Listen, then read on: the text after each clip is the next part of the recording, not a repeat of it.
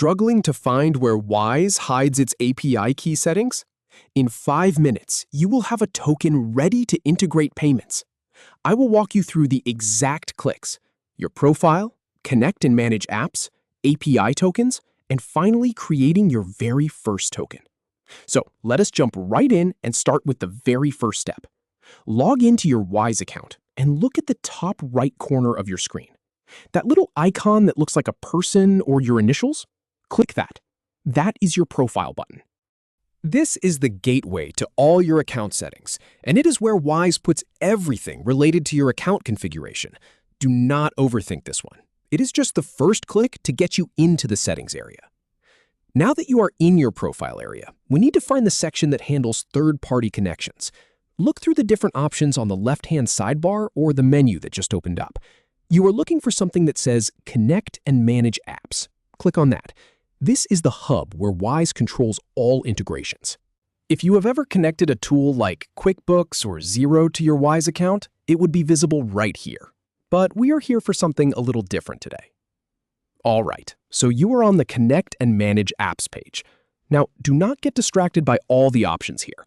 You might see a section for connected apps or perhaps some partner integrations. But what we need is the tab or the menu item that says API tokens. Click on that. This is the specific area dedicated to generating and managing your API keys. And this is where I want you to pay close attention, because it is easy to miss if you are just scanning the page. Once you are on the API tokens page, you will probably see a list of any tokens you have already created. If this is your first time, it will look empty. And right there, usually in the top right corner or towards the top of the page, you will see a button that says Add New Token. Go ahead and click that. A new form or a dialog box will pop up. It is asking you for a name. This is more important than it sounds. Do not just call it test or API key. Give it a descriptive name that tells you exactly what application or service is going to use this token. Something like My Shopify integration or Payment Webhook service. I have seen people create tokens with generic names and then have to dig through their logs later when they need to revoke one. In my experience, a clear naming convention saves you a lot of headaches down the line. So take a second and type in something meaningful. After you have entered your name, look down at the bottom of that form or the next step, and you will see the button that says Create Token. Click on that. This might take a moment to process. And there it is, your brand new API token. Now, and this is the really important part. Make sure you copy this token immediately and store it somewhere safe. Wise will not show it to you again once you navigate away from this page. You need to treat this like a password.